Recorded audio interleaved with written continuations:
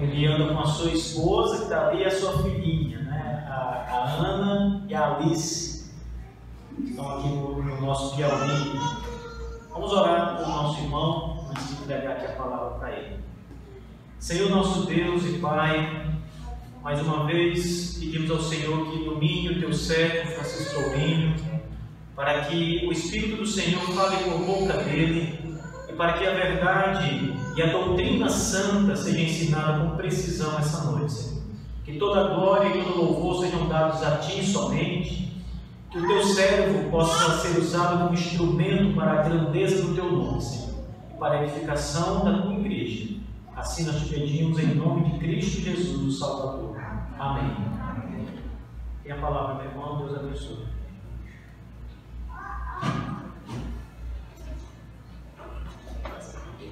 Sou um pouquinho mais alto, pastor. Tá bom. Graça e paz, meus irmãos. Tem um amigo na igreja presbiteriana. Toda vez que eu cumprimento, eu falo graça e paz. Graça e paz, Deus de Batista. Não tem jeito, né?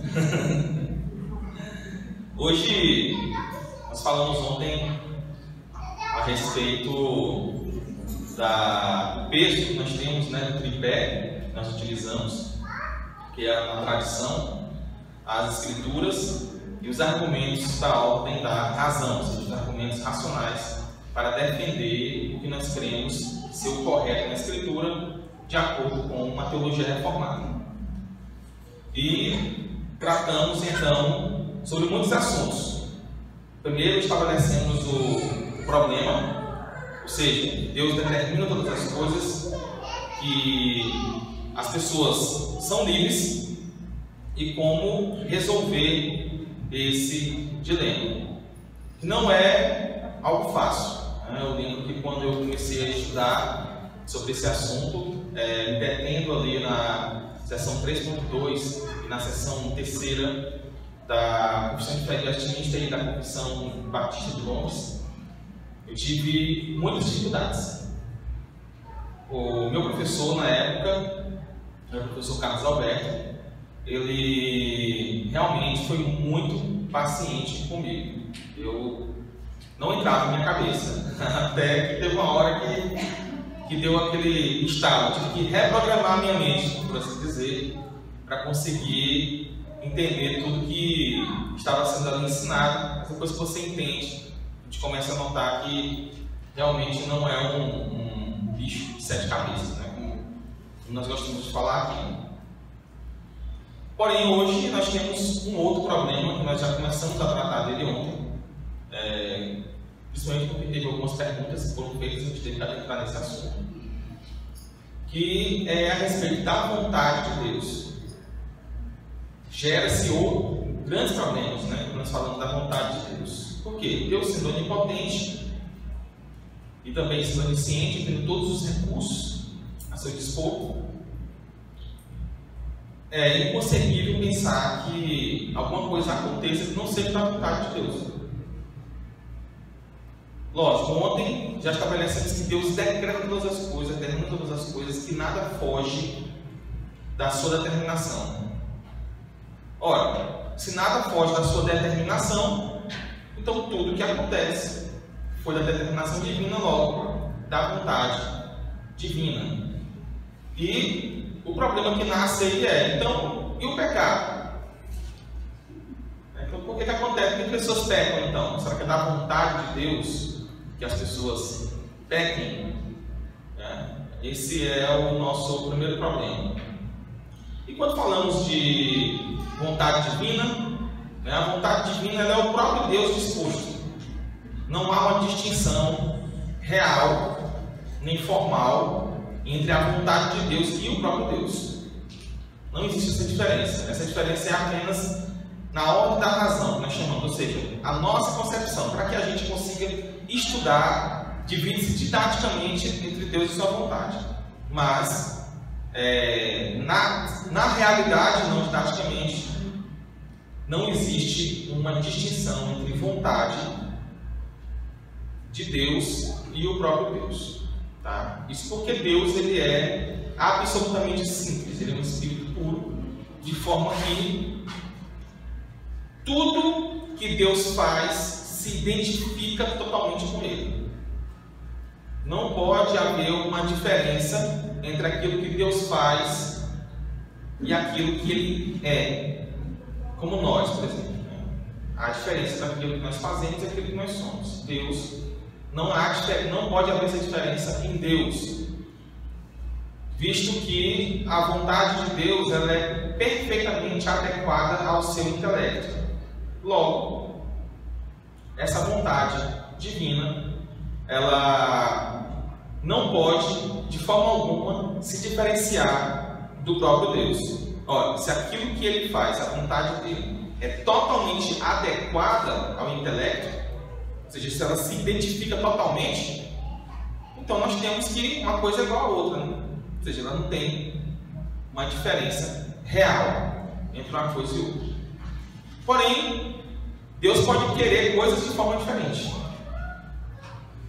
Então, por isso, os teólogos eles começaram a dividir a vontade de Deus em tipos, embora ela propriamente, ou seja, na realidade, não existe essa diferença. A vontade divina ela é una e indivisa.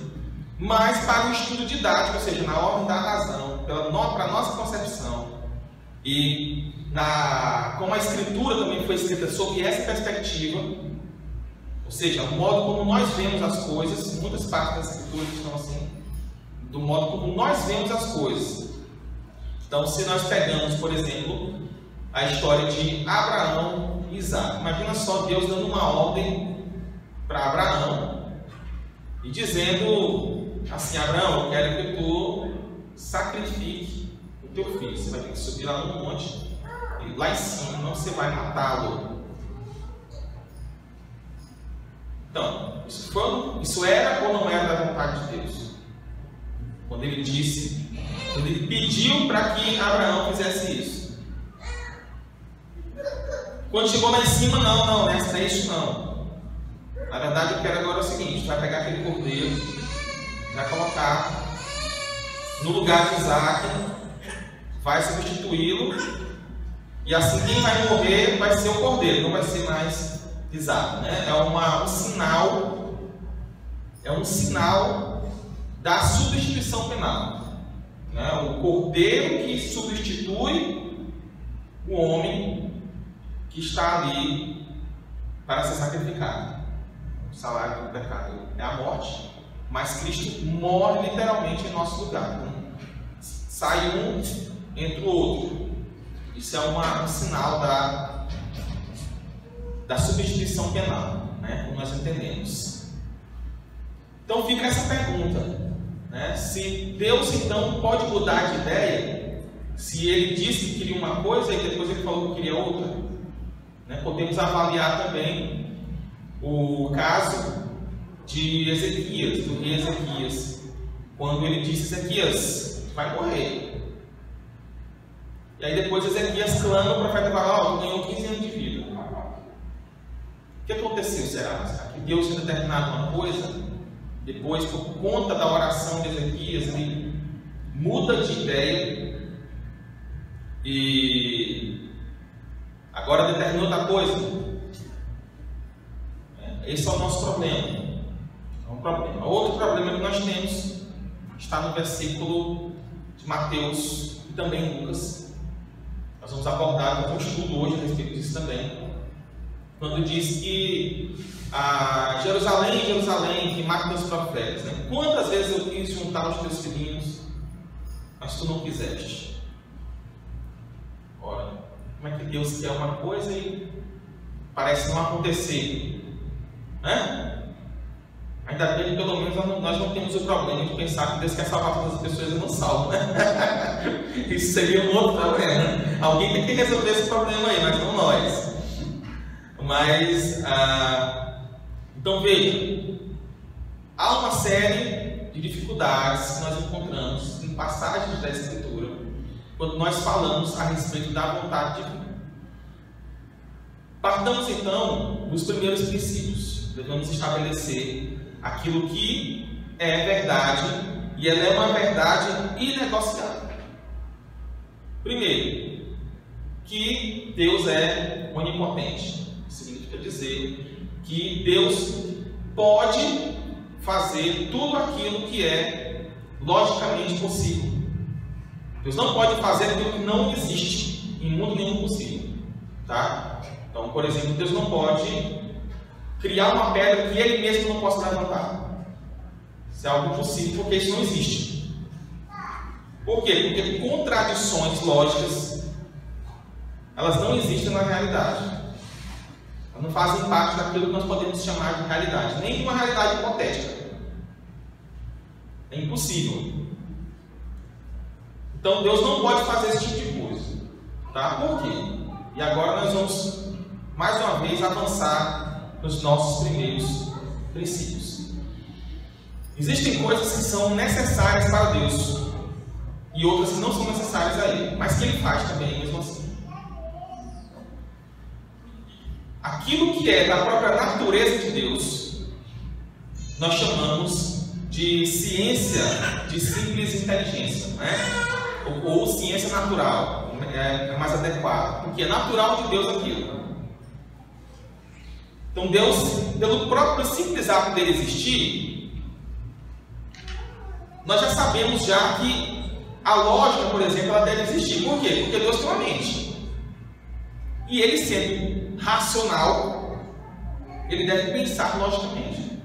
Então a própria existência de Deus ela estabelece a existência da lógica, por exemplo, da matemática, de forma que, mesmo que Deus quisesse, Ele não iria querer isso, mas mesmo que Deus quisesse, contradições lógicas não poderiam existir. Deus não pode determinar que 2 mais 2 será igual a 5. É impossível.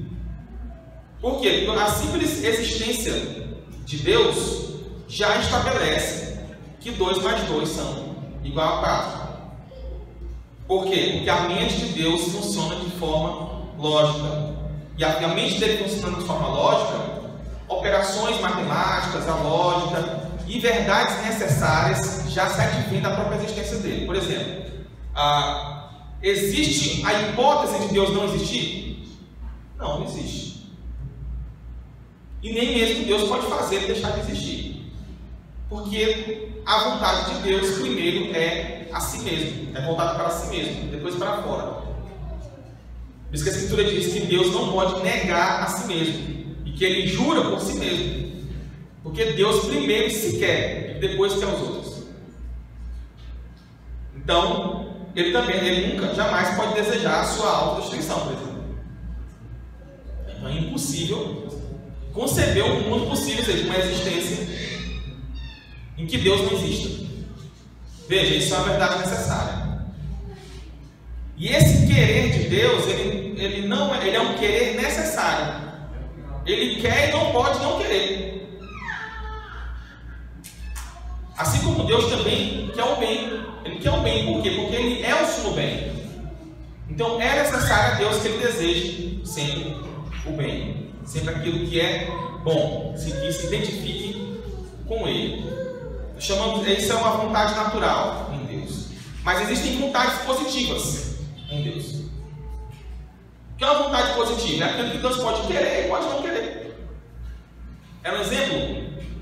No Antigo Testamento existia uma série de leis civis e leis religiosas, cerimoniais, que hoje não existem mais. Foram abolidas, esquecidas. Uma delas, nós não precisamos mais, por exemplo, ter uma menorá dentro da igreja, por exemplo. O templo também não precisa ter aquelas dimensões que ele ditou ali. Nós não precisamos do marco da aliança. A respeito de leis civis, hoje não há problema nenhum em a mulher, quando ela está naquele período, ela não está impura, né? Antigamente a mulher tinha que ficar reclusa no lugar onde ela não estava naquele período. Então veja que muitas leis mudaram. Por quê? Eram leis positivas. Deus pode querer e depois ele pode simplesmente não querer mais. Outro exemplo de lei positiva é a própria ordem para Adão no paraíso. Deus falou: não coma do fruto de tal árvore. Mas ele não era obrigado a dar essa ordem. Ele poderia ter criado outra ordem. Ele poderia ter dito: olha, na verdade, todos os dias tem que comer do fruto daquela árvore. No dia que você não comer, você vai morrer. Veja, é uma ordem diferente, não é? Poderia ser assim? Poderia. Por quê? Porque essa ordem é uma ordem positiva. Deus pode querer como pode não querer. Porém, a vontade de Deus, mesmo na vontade positiva, quando Deus emite essa lei, ou seja, não é quando Deus emite ela em forma de preceito, como foi para Adão. Mas Deus pode querer coisas também em forma de decreto que são positivas. O ato de criar. Como Deus se basta em si mesmo, Ele é completo em si, não precisa de nada, Ele também não precisaria criar. Ele criou porque quis. Mas Ele poderia não criar. Veja, um desejo que Deus pode ter, poderia ter, por exemplo, no caso Ele ter, mas poderia não ter. E tudo funcionaria normalmente. Porém, a partir do momento em que Deus quis fazer, aí Ele já não pode mais querer, não querer. Veja bem, a partir do momento em que Deus quis criar, agora Ele já não poderia mais desistir dessa ideia. Por quê? Porque mudar de ideia é fazer uma correção. Só se muda para melhor ou pior. E como Deus não pode melhorar nem piorar, logo, tudo aquilo que Ele quer não pode ser mudado mais. Ele pode não querer, mas na medida, no dia que Ele decide querer, Ele já não pode mais não querer. Há uma necessidade em Deus que daquilo que Ele queira, Ele não volte mais atrás. Por isso se diz que Ele é fiel às suas promessas, que Deus não se arrepende, né? Que Deus não pode mentir. Porque tudo aquilo que Deus quer não volta mais atrás. Então veja, nós temos vontades necessárias em Deus e temos vontades que são contingentes, ou seja, pode e não pode ser de acordo com a vontade de Deus. Estava até agora conversando com o pastor Marcos Paixão, falando a respeito dessa diferença, né, pastor? O decálogo, por exemplo, ali, ele é uma vontade necessária em Deus. Tudo aquilo é vontade necessária em Deus. Por exemplo, não terás outros deuses diante de mim. Isso não depende do comando divino. O próprio ato de Deus existir já evoca que outros deuses não existem, outros deuses são iguais a Ele, pelo menos. Logo, ninguém pode ter outro Deus além dele.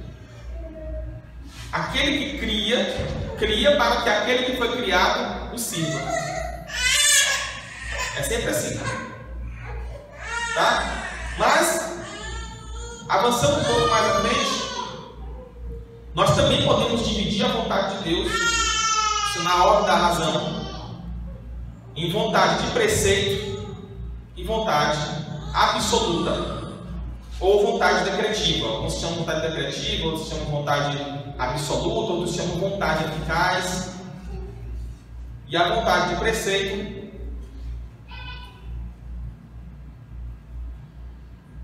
também é chamada de vontade de sinal ou vontade de signo. Existe então essa distinção, ela foi criada por um teólogo medieval chamado Pedro Abelardo. Ele foi professor do professor de Tomás de Aquino, é o Alberto Magno, pai de... Aliás, que foi professor de Tomás de Aquino. E eles entendiam que existia uma vontade de beneplácito, que é essa mesma vontade eficaz, né? Ou seja, daquilo que tudo, que absolutamente acontece. e essa vontade de sinal, que era a vontade de preceito. O que é a vontade de preceito? A vontade de preceito é uma vontade legal, mas não é legal de ser gente boa não, é legal de ser da lei, jurídico. É aquilo que o homem deve fazer. Então, quando essa vontade de Deus, essa informação que o homem recebe, ela não necessariamente ela é carregada de uma graça ou de um mover, uma moção divina que vai fazer com que o homem obedeça. Mas ela sempre vai informar aquele homem o que ele deve fazer. Então, quando Deus chegou para Caim e falou assim: olha, cabe a ti não se entregar ao pecado e não matar teu irmão, e ele informou o dever a Caim. Caim, o que tu deve fazer é isso. Mas em hora nenhuma, Deus, naquele momento, estabeleceu o seguinte: vou deixar teu cargo e faça aí o que tu quiser e eu vou ficar esperando aqui o que vai acontecer. Não é assim. Deus informa o dever, mas Ele não tem a obrigação de estabelecer, de dar uma porção, uma graça que vá fazer com que aquele homem necessariamente obedeça. Então, quando tem aqueles versículos que diz, olha, lhe apresentam a bênção e a maldição, escolhe um. Isso aí é o quê? É Deus apresentando o dever do homem, informando a ele o que ele tem que fazer. É uma informação que o homem recebe. No entanto, essa informação não pressupõe uma capacidade de realmente fazer, mas pressupõe o poder de fazer, mas não a capacidade de realmente fazer. Tá? Como é que é isso? Olha, imagina só, voltando ao exemplo de ontem da água e do fogo. Nós peguemos ali, coloquemos uma água no fogo, né? Dentro da panela, viu, gente? Se jogar direto no fogo, acho que apaga. Você coloca na panela ali, coloca no fogo. Então o fogo recebe uma determinação, aliás, a água recebe a determinação do fogo, né? Porque o fogo vai começar a esquentá-la. E aquela água, se você mantiver ela no fogo, ela nunca vai congelar. Nunca. Absolutamente nunca. Mas ela tem um poder nela mesma de congelar. Se você considerar a água em si mesma, ela congela. É só pegar a mesma água, colocar no congelador e você vai ver que ela congela. Permaneceu nela o poder de fazer o contrário. Mas esse poder, ele virá à existência enquanto ela estiver no fogo. Não virá à existência, mas é conservado o poder. Então, ao homem totalmente depravado, que ele é mau, tudo que ele quer é o mal, lhe é conservado esse poder, quando é considerado dele mesmo, de fazer o bem, de fazer o contrário. Então, essa suposição, ela é verdadeira. O homem pode fazer o bem, mas ele quer fazer o bem, ele não quer. Ora, o simples fato dele poder, pela sua própria natureza, já é o suficiente para torná-lo culpado quando ele é informado daquilo que ele tem que fazer. Então Deus chega para ele: olha, escolhe aqui, ó, tem bênção e maldição. Aqueles que são bons, por assim dizer, ou seja, que receberam a graça divina e foram renovados na sua alma, vão saber escolher a bênção. E aqueles que são totalmente depravados, eles rejeitam aquilo que é bom. E eles acolhem aquilo que é mal. Porém, eles escolhem aquilo que é mal e rejeitam o que é bom. Mas eles poderiam, porque nada os impede, a não ser sua própria maldade, escolher a bênção. Então veja, a informação que Deus dá a esses homens os torna realmente culpados. Ela tem um efeito sobre o homem. Essa informação tem um efeito sobre o homem, e ela é um certo querer em Deus. Nós chamamos de vontade de sinal. Por que a gente chama de vontade de sinal? Porque assim como nós falamos o braço de Deus, nós falamos o amor, nós falamos das paixões em Deus, que não são exatamente paixões, nem amor, nem braço, mas apenas sinais daquilo que está em Deus. Assim também essa vontade, quando Deus coloca a lei para os homens, ela também é um sinal daquilo que seria a vontade de Deus.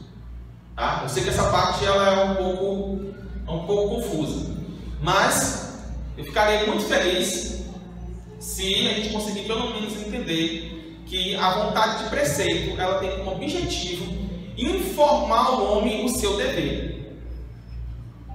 Ela não tem como objetivo fazer com que o homem obedeça. Aliás, ela é um meio para que o homem obedeça a Deus naquele que é santo.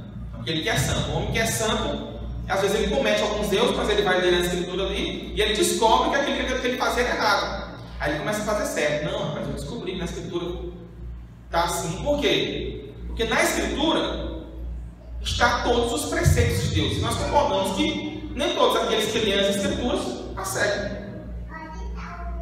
Mas ele foi informado do seu dever. Então, quando Deus fala assim, ó, honra teu pai e a tua mãe, isso é uma vontade de preceito. Informou o seu dever, você deve fazer isso. Agora, quando Deus diz que ninguém pode desviar a minha mão, aí ele está falando de uma vontade eficaz, uma vontade absoluta, uma vontade decretiva, ou seja, é aquilo que ele realmente se dispõe a fazer, uma ação de si mesmo. Tá? E aí nós entramos num outro problema, que é um problema que inclusive os arminianos gostam muito de adentrar nele e usar isso como premissa para defender as suas conclusões. Dos poucos raciocínios que são mais ou menos decentes no lado arminiano. Espero que não tenha ninguém arminiano aqui na igreja, que a pessoa já vai se sentir. Mas escutem primeiro. Ele diz o seguinte: Deus é bom. Logo, tudo que Deus quer é bom. Estão certos, estão certos. Deus é amor. Logo, Deus deve amar todas as pessoas. Daí eles deduzem: se Deus ama todas as pessoas, logo Deus deve querer salvar todas as pessoas.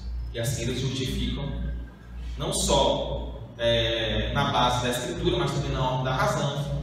1 Timóteo 2,4 que diz que Deus quer a salvação, né, de todas as pessoas. Deus quer que todas as pessoas cheguem ao conhecimento da verdade. Porém, Deus ser e Deus comunicar são coisas diferentes. Deus é bom, mas Ele não comunica toda a sua bondade a todas as pessoas. Ele é bom numa medida maior ou menor para todas as pessoas, mas Ele não comunica toda a sua bondade a todas as pessoas de forma igual. E nós vimos ontem, nós falamos ontem a respeito disso, né? A respeito de pessoas que têm mais bênçãos do que outras. Lembremos, como Deus é bom e Deus é infinito, logo a sua bondade é infinita. Se Deus tivesse que transmitir toda a sua bondade para a criação também teria que ser infinita.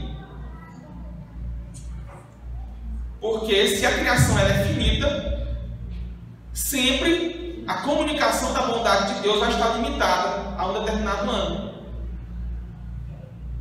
Não é verdade? Então, Deus, para que Ele houvesse a necessidade que Ele comunicasse toda a sua bondade para a criação teria que ser infinita. O amor também. Deus comunica mais amor a umas pessoas e comunica menos amor a outras pessoas. A esses que Deus ama menos, a Escritura chama de odiar. A Escritura diz: amou Jacó, odiou Esaú. ela está dizendo: amou mais Jacó do que Esaú. Que ele comunicou mais graça a um do que a outro. Esses que Deus ama menos, a Escritura chama de odiar. Pois bem, passando disso, chegamos então em um texto muito interessante, que é o texto de... Deixa eu abrir aqui. Texto, inclusive, que eu acho ele maravilhoso. Abramos as Escrituras em Lucas, capítulo 13, versículo 34.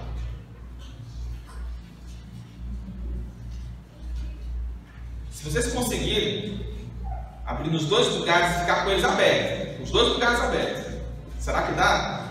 A gente vai ter que fazer uma comparação entre o texto de Mateus e o texto de Lucas. Pouca gente gosta de fazer esse tipo de estudo.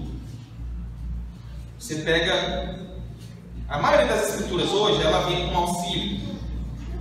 Que quando começa ali um determinado trecho, aí tem dizendo assim, ó, o mesmo trecho, tá? Aparece em Marcos, aparece em Mateus, aparece em João.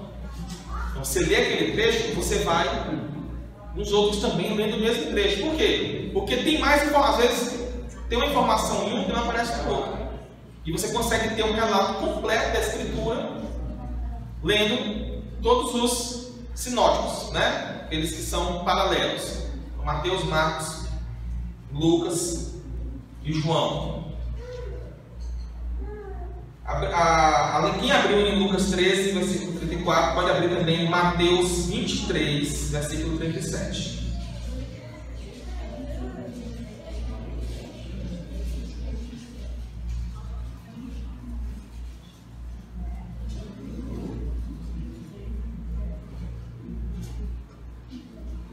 Agora a gente vai dar uma caminhadinha na Escritura, viu? Quem gosta de exegese, quem gosta de exegese vai gostar agora dessa exposição.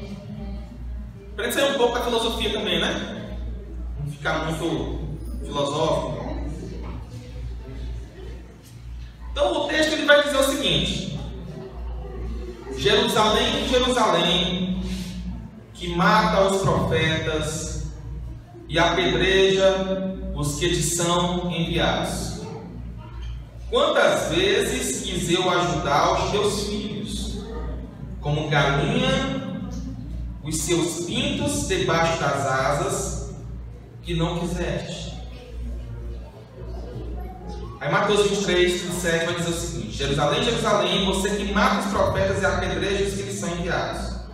Quantas vezes eu quis reunir os seus filhos, como a galinha reúne os seus pintinhos debaixo das suas asas, mas vocês não quiseram. Nossa, aí. Para aqueles que acreditam que a vontade de Deus pode ser frustrada, acreditam que a vontade de Deus pode ser mudada ou causada por algo externo a Deus, esse texto aqui é prato cheio. Eles vão chegar e vão dizer assim: tá vendo? Deus quis, mas eles não quiseram, por isso ele não fez. Você imagina se eu conseguisse causar algo na vontade de Deus? Eu poderia controlar Deus, sabia? Eu poderia chegar e, imagina só, eu pensasse: não, porque Deus fica triste toda vez que eu peco. A coisa que eu quero é que ele fique triste agora por pecar. Não, mas ele fica alegre quando eu faço tal coisa. Agora eu vou fazer coisa, eu vou deixar de alegre. Você imagina, eu poderia controlar as emoções de Deus, porque eu saberia que quando eu fizesse tal coisa, Deus ia ficar assim. Não, mas eu não quero que Deus fique assim, não. Eu quero que fique assim, como se houvesse algo necessário em Deus pelas atitudes que eu tomo. É por isso que a vontade de Deus não pode ter causa, porque se Deus é causado, ele também é determinado. E aquele que recebe uma determinação de fora, ele também é menos perfeito do que aquele que está determinando. Porque quem determina sempre passa algo que o determinado não tem. Então o que você está dizendo? Você está dizendo que Deus não tem uma coisa que a criatura tem e que agora ela vai passar aquilo para Deus. É um absurdo, né? Mas é isso que acontece quando as pessoas pensam que a eleição é pela previsão da fé. Porque Deus ele vai ver quem vai crer e quem não vai. E aí ele prevendo quem vai crer e quem não vai, ele emite o decreto de acordo com aquilo que ele viu. Ou seja, ele tem que ser informado pela atitude da criatura para depois ele agir. Isso é dizer que a criatura está determinando a Deus, está causando Deus. Por quê? Porque se Deus precisa prever e ver o que a criatura vai fazer, é porque antes ele não sabia daquilo. E ele teve que adquirir aquele conhecimento através de outro. E se ele adquiriu através de outro, significa dizer que aquele outro sabia mais do que ele naquele momento. Ou seja, que a criatura era mais perfeita do que Deus. Por isso que a eleição condicional, ela coloca imperfeição em Deus. Ela torna Deus imperfeito. Porque ele vai ter que adquirir algo que ele não tinha. Pois bem, aí o texto vai trazer o seguinte, que Deus quis uma coisa, mas eles não quiseram. Aqui, esse texto, a exegese dele não é fácil. É verdade, não é fácil. Mas, a primeira coisa que nós temos que perceber é que lá em Gênesis 3,15, esse texto é muito conhecido, não precisa nem abrir. A Escritura vai dizer o seguinte, porém inimizade entre você e a mulher, entre a sua descendência e o descendente dela. Este lhe ferirá a cabeça e você lhe ferirá o calcanhar. Ora, esse texto de Gênesis 3,15, nós temos aqui já a execução, veja bem, no tempo, a execução no tempo, não na eternidade, no tempo, que está acontecendo naquela hora, a emissão no tempo do decreto de eleição e reprovação. O que é que Deus está falando aqui? Que vai ter os descendentes da serpente e vai ter os descendentes de Eva. Então, ou seja, vai ter os filhos de Deus e os filhos do diabo. Naquele momento, Deus já delimitou dois povos: o povo de Deus e o povo do diabo. O mundo é uma eterna guerra entre o povo de Deus e o povo do diabo. É a toa que Jesus Cristo vai dizer, que as portas do inferno não prevalecerão contra a igreja. É uma luta. O próprio Cristo falou: eu vim desfazer as obras de Satanás. Quem foi que plantou o joio? Foi o diabo. Não é isso? Deus planta o trigo, mas o diabo ele planta o joio. Porque tem aqueles que são da raiz ruim. E aí, por que isso é importante? Porque Jesus Cristo, ele vai chamar não só Herodes, como os fariseus e filhos do diabo, no texto, no decorrer do texto. Vai dizer o seguinte, Mateus 23, que está perto de Mateus 23 aí. Está aí, né? Versículo 30, só voltar um pouquinho. Versículo 30, 31 e 35.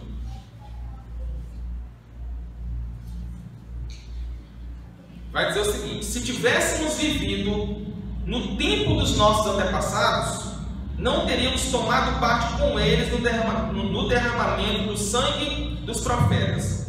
Assim vocês testemunham contra si mesmos, que são descendentes dos que assassinaram os profetas. E assim, sobre vocês recairá todo o sangue justo derramado na terra, desde o sangue do justo Abel, até o sangue de Zacarias, filho de Baraquias, a quem vocês assassinaram entre o santuário e o altar.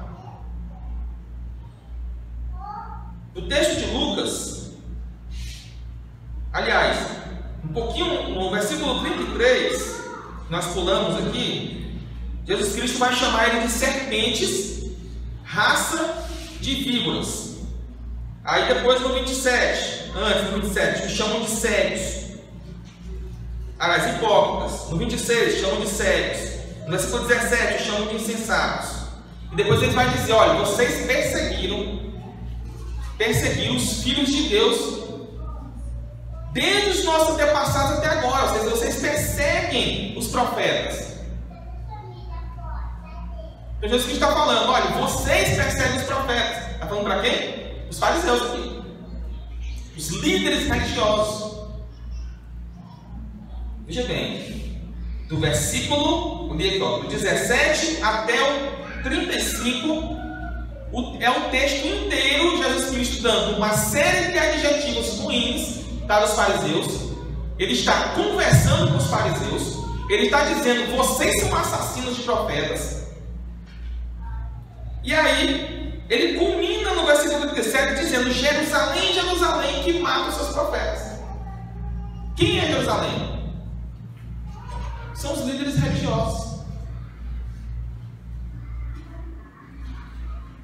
É um texto fácil. Se pega só o texto isolado aqui, fica difícil. Agora, leiamos o capítulo inteiro.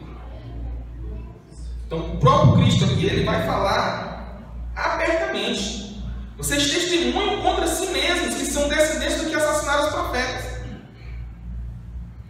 O texto de Lucas, ele acaba indo mais longe ainda, sabe?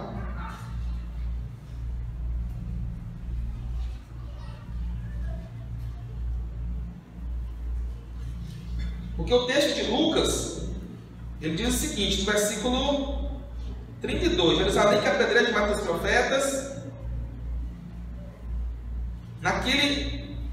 Veja bem, lá no versículo 31, ele faz uma referência a Herodes. Desculpa, versículo 31 do capítulo 23 de Mateus. Ele vai dizer: naquele mesmo dia chegaram os fariseus dizendo-lhe: sai, retira-te daqui, porque Herodes quer te matar.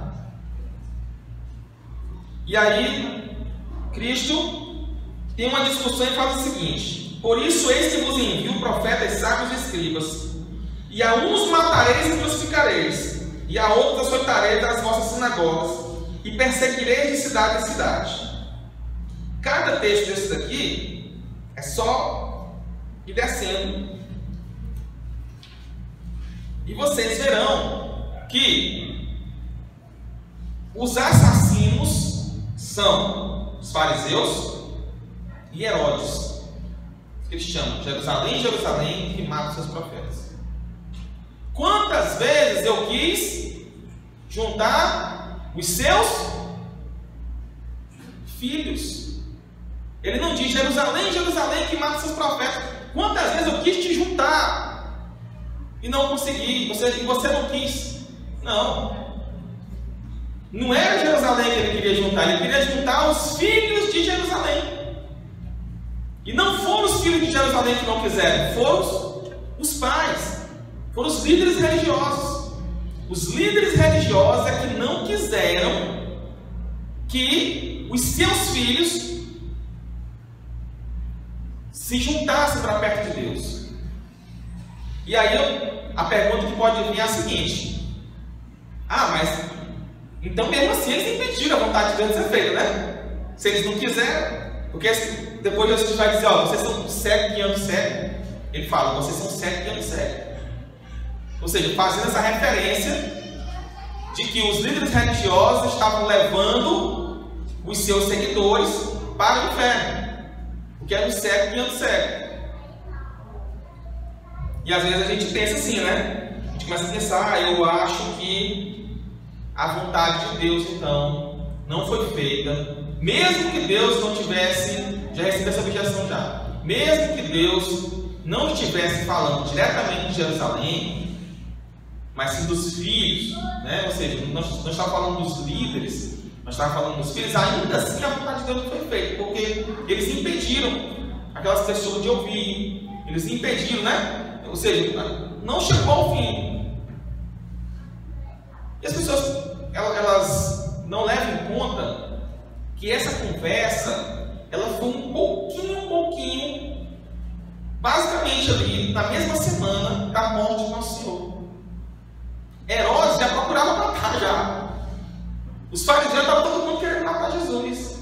Estávamos finalmente. Então, quando Nosso Senhor morre e Ele ressuscita, 40 dias depois, o que acontece, gente? Não é o Pentecoste? E o Pentecoste foi onde? Quantas pessoas se converteram só na ocasião do Pentecoste? Uma pregação de Pedro, 3.000. Quem eram essas pessoas que estavam ouvindo naquele momento? Os filhos de Jerusalém. Aqueles que Cristo disse que queria juntar, mas eles não quiseram.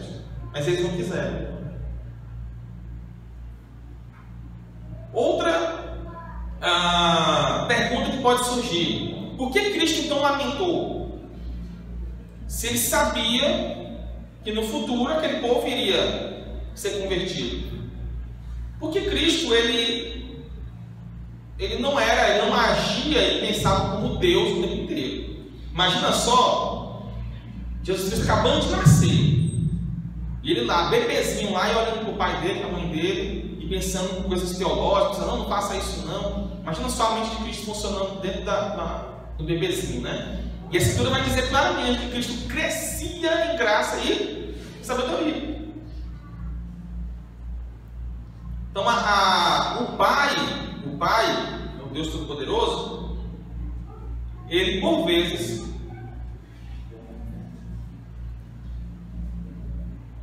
de certa forma, abafava o conhecimento de Cristo, a fim de que Ele fosse espontâneo com as pessoas. Por exemplo, Jesus Cristo chorou na morte de Lázaro e depois ressuscitou ele. Coisa mais estranha, né? Mas não. Porque Cristo, olha só, Cristo fala o seguinte: olha, sabe o dia e a hora? Eu também não sei, mas o Pai sabe. Por quê? Não era que Cristo considerava a si mesmo como Deus não soubesse, mas Deus, o Pai, o privava de algumas informações em alguns momentos, a fim de que a próprio ato fosse realmente espontâneo para Cristo, para que Ele passasse por todas as coisas e sentisse todas as coisas que nós sentimos. E aí Cristo vai falar: mas eu quis reunir vocês. Ele se lamenta. Por quê? Porque um missionário que evangeliza e não tem sucesso naquele momento ali, fica muito triste. Tem quem fique triste, tem quem não fique triste. Porque aquele que prega pressupõe que aqueles que vão ouvir serão salvos. Ninguém vai para uma evangelização pensando que eu vou evangelizar ali, mas eu quero mesmo que todo mundo negue, todo mundo vá para o inferno. Ninguém pensa isso. As pessoas, elas vão evangelizar e elas criam expectativa de que aquelas pessoas que vão ouvir serão salvos. Quanto mais salvo, melhor. Você volta adiante quando todas as pessoas, como nós nos diz o Evangelho, nascer de Jesus como único e Salvador. Ou seja, quando a graça convence uma grande parte das pessoas. E por isso ele fala: eu quis reunir. Ou seja, a pessoa dele como ser humano, na hora da pregação, ele queria que aquelas pessoas, o Jesus humano que está falando ali, ele queria que todas aquelas pessoas ouvissem o Evangelho, aceitassem o Evangelho, mas não aconteceu. Então veja, é um lamento de um ser humano que está lamentando a pregação não ter sido eficaz naquele lugar. Então olha só, então existe essa perspectiva, o texto é duplo, na questão do lamento de Cristo como ser humano, assim como também na questão da vontade divina de reunir os filhos de Jerusalém, e que esses filhos, eles foram todos resgatados, porque a Escritura vai dizer lá em Atos que aceitou todos aqueles que de antemão estavam determinados que aceitassem. Não é assim que está escrito? Texto conhecido. Então, todos aqueles que estavam determinados a serem salvos, eles foram salvos. Então, a vontade de Deus não foi frustrada de forma nenhuma. Quem usa esse texto, ele está realmente com um problema sério de exegese, porque ele está considerando somente o texto isolado. Um outro texto, por último, para a gente abrir para as perguntas, é o texto de 2 Reis, capítulo 20, versículos de 1 a 5. Pode abrir as escrituras. Essa exegese completa, ela está no meu livro, mas também está no meu blog. Então, quem quiser acessar pela internet, é só colocar lá blog.calvinismoexplicado.com.br, que meu blog tem também a exegese. Tem vários outros textos lá a respeito desses assuntos que eu estou tratando com vocês aqui.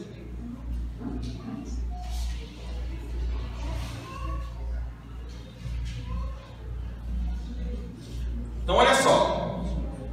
2 Reis, capítulo 20, versículo de 1 a 5, vai dizer: naqueles dias adoeceu Ezequias mortalmente. O profeta Isaías, filho de Amós, veio a ele e lhe disse: assim diz o Senhor, põe em ordem a tua casa, porque morrerás e não viverás.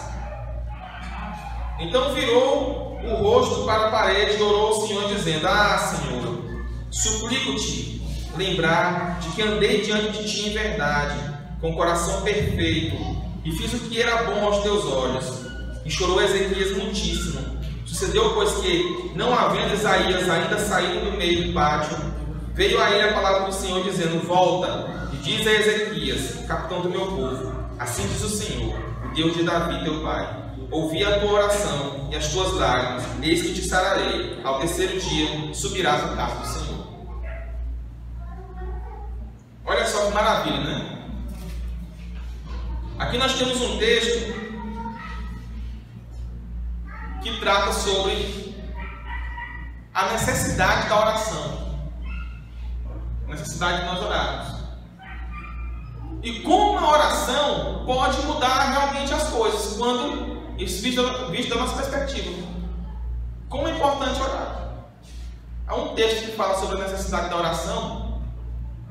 Tem gente achando aqui causa, né, uma causa a favor da mutabilidade da vontade divina.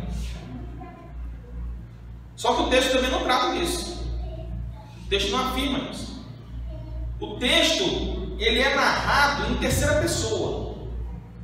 É alguém de fora que está observando a sequência dos fatos. E aí ele apenas descreve a ordem dos fatos. Esse texto ele não está na perspectiva divina.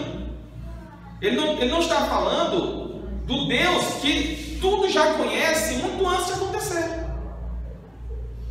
Não é essa perspectiva que está sendo descrita sobre o olhar humano. Então o que ele fala? Deus primeiro revelou ao profeta, e o profeta esse sim era ignorante a respeito dos fatos futuros, ele não sabia do que iria acontecer. Então primeiro Deus revela o meio pelo qual ele queria alcançar o fim. Qual era esse meio? Uma ameaça. Deus ameaçou Ezequias: vai morrer. Uma ameaça. Porque Deus sabia que com aquele meio, Ezequias iria se ficar contrito, né? Iria ter naquele momento o coração que Deus precisava para que ele fosse usado naquele momento. Então, primeiro Deus revelou ao profeta o meio para alcançar o fim. Qual era o fim? Que Ezequias vivesse mais tempo. Só que os dias de Ezequias já estavam determinados mesmo.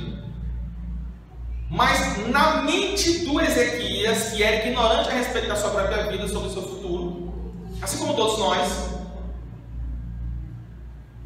Na perspectiva dele, ele iria morrer naquele dia, porque ele ficou doente e ganhou mais um tempo da parte de Deus.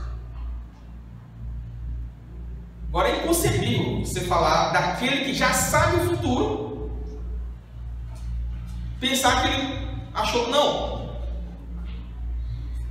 Na verdade, tinha previsto que ele ia morrer hoje, mas agora ele vai morrer só daqui a 15 dias, daqui a 15 anos.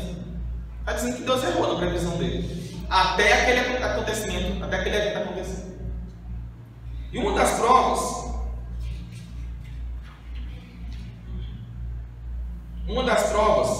isso aqui é muito interessante,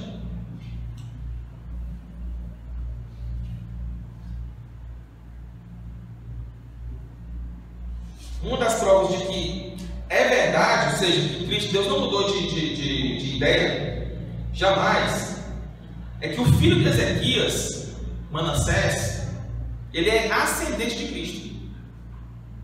Ele está na genealogia de Cristo. E Manassés, ele começou a reinar com 12 anos. É só você pegar lá em 2 Crônicas, capítulo 33, versículo 1. Ou seja, se Ezequias não tivesse recebido acréscimo, não existiria Manassés. E também não iria existir Cristo. Quando que o decreto da vinda de Cristo foi emitido? Quando que foi prometido a vinda de Jesus Cristo? A primeira vez na Escritura? Gênesis 3,15, né? Então, será que o próprio Deus iria prometer uma coisa e não iria cumprir? Porque Manassés não tinha nascido ainda. Mas já pensou se Deus mata Ezequias antes de nascer Manassés? Impossível. Já estava previsto no plano. Já estava no plano já. Mas da perspectiva de quem conta a história, é diferente. É igual quando Deus manda Abraão subir no monte e manda sacrificar seu filho. A narrativa é de quem está aqui embaixo. Para quem foi o teste? Foi para Abraão. Abraão se sentiu testado, porque ele era ignorante a respeito dos fatos futuros. A fé de Abraão foi testada. Mas quem aqui duvida que Deus já sabia o que iria acontecer lá na frente? Quando Abraão subisse, que ele ia ter fé e tudo mais. Aí ele pensa assim, não, se Deus já sabia, por que ele fez o teste? Porque o teste é para nós, rapaz, não é para Deus. É por isso que ele faz. Porque se fosse para ele, ele ia fazer não. As respostas são tão óbvias, né? A gente fica fazendo umas perguntas aqui. O teste é para nós. Nós temos que caminhar o nosso caminho. Nós temos que trilhar o nosso caminho. Nós temos que ter a consciência de qual é a vontade de Deus. Então veja, para Deus em relação a Abraão, na perspectiva dele, não houve teste nenhum. Porque ele já sabia o que Abraão e como Abraão iria responder. Mas mesmo assim ele faz, e a história é contada na perspectiva do narrador. Veja bem, o narrador vai contando, não, e Abraão fez assim, Abraão fez assado, e ele subiu, e chegou lá, e o filho dele perguntou, papai, quem é que vai morrer? Para quem é isso aqui? Não é assim? A perspectiva do narrador. Não é Deus narrando a história, gente. Que alguém que viu, escreveu tudo ali. Ou no caso, recebeu, né, a história de forma oral, até no caso Moisés, né? Moisés recebeu a história de outro, possivelmente de Abraão ou do Isaac, né? Contou a história depois, meu pai lá em cima lá e tal, né? Foi passando de um para o outro até chegar. E Moisés que escreveu isso aí. Então não devemos tomar cuidado para não cair nesse erro de confundir a perspectiva humana da perspectiva divina. Só para encerrar, suponhamos que um membro, algum irmão da igreja, qualquer igreja, mas tenha um parente que é cruel, mal. Daqueles que você sabe mesmo desse daí, a gente quer ser benevolente, mas esse aí vai pro inferno, sem ter jeito. Tem uns que a gente procura assim, né? Porque a gente não quer que ninguém vá para o inferno. Então, quando a pessoa tem aquele laçozinho de bondade, a gente fica pensando, oh Deus, tomara que, né? Tem misericórdia dessa alma aí, tomara que vá para o céu mesmo. A gente pensa, né? Mas tem uns que você quer olhar, mas não tem jeito não. Você não olhar para esse vai para o inferno, é isso aí. Estou tentando um jeito aqui de pedir misericórdia, mas não tem jeito não. Agora imagina que no dia do velório desse dito cujo que morreu, que era cruel, que era um cara ruim mesmo. E na verdade todo mundo está dizendo, Rafael foi tarde, né? Pensando, né? Aí chega lá, o pastor Marcos Paixão para poder falar no velório, que é papel do sacerdote, é isso mesmo, é falar em velório, casamento, né? Em todo canto. Aí ele chega lá na frente lá e fala assim, ó, já foi tarde, graças a Deus que morreu. Você estava muito atrapalhando na vida da gente. E tomara que ele um fogo do inferno. Porque Deus ele vai castigar, mandar para o inferno todo mundo que não crê. Imagina se ele chega e fala algo assim. A pergunta é, veja bem, tudo que ele falou aí é verdade. Já foi tarde, porque ninguém quer gente ruim mesmo na terra, só para ficar atrapalhando a vida dos outros, fazendo mal. A gente não quer que o mal se multiplique, a gente quer que o mal diminua. Então, um cara, um homem mau que morre, já foi tarde. Antes tivesse morrido antes, né? A gente não vai sair matando, mas no dia que Deus chama, a gente acredita, né? Da glória a Deus, graças a Deus. Graças a Deus. A gente não vai, né? Não vai desejar a morte no sentido de ter um ódio e tudo mais na pessoa, nem procurar meios de eliminar aqueles homens, mas no dia que Deus chama, enfim, glória a Deus. A gente lamenta quando a pessoa boa morre, né? A morte do justo, né? É triste para Deus. Até para Deus, que ele que chama a morte do justo, é triste, imagina para a gente. Mas do ímpio não. Né? Enfim. Aí, quando ele disse que o homem estava no inferno, ele não falou a mentira também não, falou a verdade. Falou a verdade, está no inferno. Ou seja, é previsível que pessoas cruéis, né, não seja um milagre ultra mega sobrenatural diante da morte, ali a pessoa está com a revelação divina. O que não é, eu posso garantir que não é uma coisa que acontece todo dia. Foi para o inferno. Falou a verdade. Mas ele falou na hora certa? Não falou na hora certa. Por quê? Porque no momento da morte, que você está com uma família, querendo ou não, família é família, você vai falar agora pastoralmente e vai tentar consolar aquelas pessoas, né? Vai falar palavras de consolo, né? Tentar fazer com que aquelas pessoas elas se sintam melhor agora, porque aquelas pessoas naquele momento estão necessitando de força. Elas não estão precisando de palavras duras, elas estão precisando de força para continuar mesmo na ausência daquele ente querido. Então veja, não é porque houve um discurso diferente que aquele primeiro discurso não é verdadeiro.